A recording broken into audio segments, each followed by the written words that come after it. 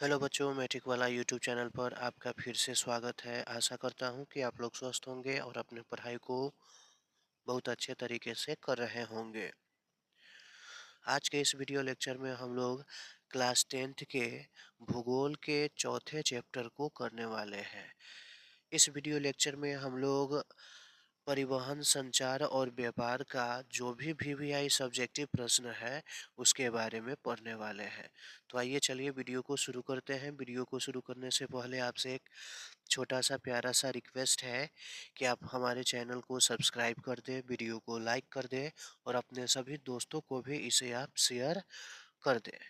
तो आज का हमारा पहला प्रश्न है, भारत में सड़कों के प्रादेशिक वितरण का वर्णन प्रस्तुत कीजिए। भारत में सड़कों के प्रादेशिक वितरण का क्या करें, वर्णन प्रस्तुत कीजिए। तो भारत में सड़कों का प्रादेशिक वितरण निम्नलिखित है। नंबर एक, पक्की सड़कों यानी कि पक्की सड़क की लंबाई की दृष्टि से महाराष्ट्र देश में प्रथम स्थान पर है। यहाँ 2.70 लाख किलोमीटर लंबी पक्की सड़कें है। अब है दूसरा नंबर पॉइंट हमारा, पक्की सड़क की लंबाई की दृष्टि से भारत में उत्तर प्रदेश को दूसरा और उड़ीसा को तीसरा स्थान प्राप्त है।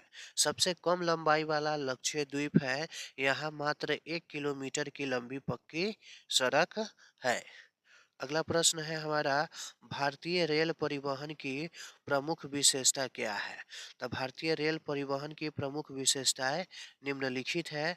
नंबर एक, ट्रेन की दुर्घटना को रोकने के लिए इंजनों में एसीडी, क्या, एसीडी की व्यवस्था की गई है।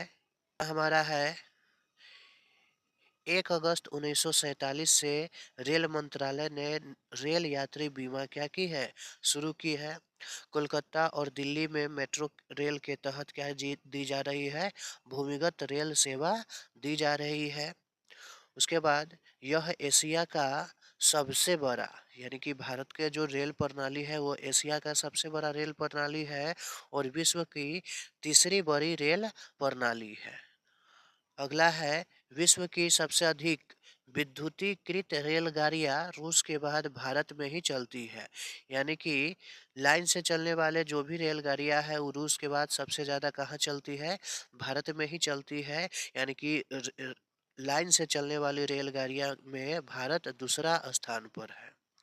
अब भारतीय रेल की सबसे अनोखी विशेषता यह है कि विशेषता जीवन रेखा को चलाया जाना है। जीवन रेखा एक ऐसा रेल है जो क्या है, चलता फिरता एक अस्पताल है।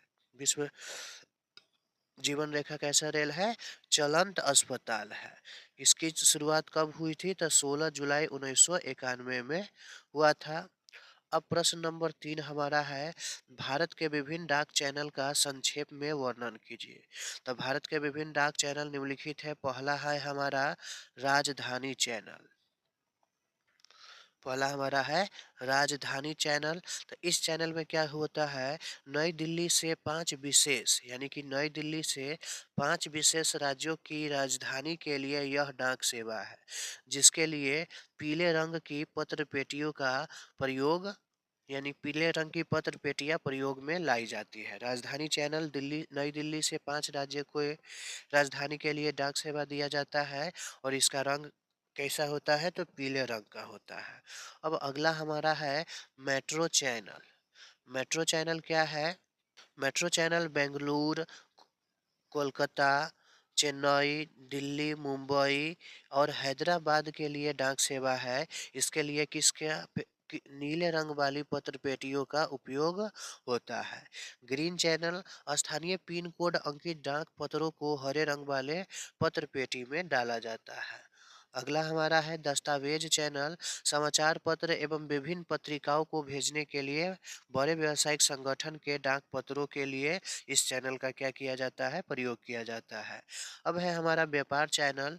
तो इस चैनल में क्या होता है, छोटे व्यापारी संगठनों के लिए डाक पत्र उपलब्ध होता है, यानी ये व्यापार चैनल छोटे व्यापारिक संगठनों के उपयोग में आता है। अब है हमारा अगला प्रश्न, भारत में निर्यात और आयात की जाने वाली वस्तुओं का उल्लेख कीजिए। यानी भारत कुछ वस्तु का आयात भी करता है और कुछ वस्तु का निर्यात भी करता है। तो निर्यात की जाने वाली वस्तुएं में कौन कौन है? तो इंजीनियरी सामान, पेट्रोलियम उत्पाद, रत्न और आभूषण, रसायन एवं संबंध उत्पाद, वस्त्र, कृषि एवं संबंध उत्पाद, अयस्क खनिज, ये सभी के सभी क्या करता है भारत? निर्यात करता है। और आयात की जाने वाली वस्तुएं क्या है?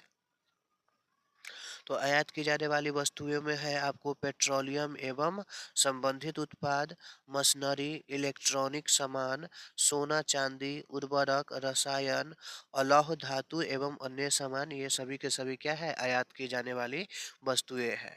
अब हमारा 5 नंबर प्रश्न है, भारत के प्रमुख राष्ट्रीय जल मार्ग के बारे में बताइए। तो भारत के प्रमुख राष्ट्रीय जल मार्ग निम्नलिखित है। नंबर 1 है हमारा राष्ट्रीय जल मार्ग संख्या 1। तो राष्ट्रीय जलमार्ग संख्या 1 में क्या है? यह इलाहाबाद से हल्दिया के बीच 1620 किलोमीटर की लंबाई में है। ठीक है। उसके बाद है राष्ट्रीय जलमार्ग संख्या 2। तो ये क्या है? तो यह जलमार्ग, राष्ट्रीय जलमार्ग संख्या 2 सदिया से धुबरी तक 891 किलोमीटर की लंबाई में ब्रह्मपुत्र नदी में विकसित है। और राष्ट्रीय जलमार्ग संख्या 3 क्या है? तो कोलम से कोट्टापुरम तक 205 किलोमीटर का लंबा यह जलमार्ग है, जो चंपाकारा तथा उद्योग मंडल नहरों सहित पश्चिमी तट नहर में क्या है? विकसित है। आशा करता हूँ कि आपको यह वीडियो लेक्चर अच्छे तरीके से समझ में आ गया होगा। तो आप चैनल को सब्सक्राइब कर दें, वीडियो को लाइक कर दें और अपने सभी दोस्तों में शेयर भी कर दें। इसी के साथ मैं आपसे विदा लेना चाहता हूँ। धन्यवाद।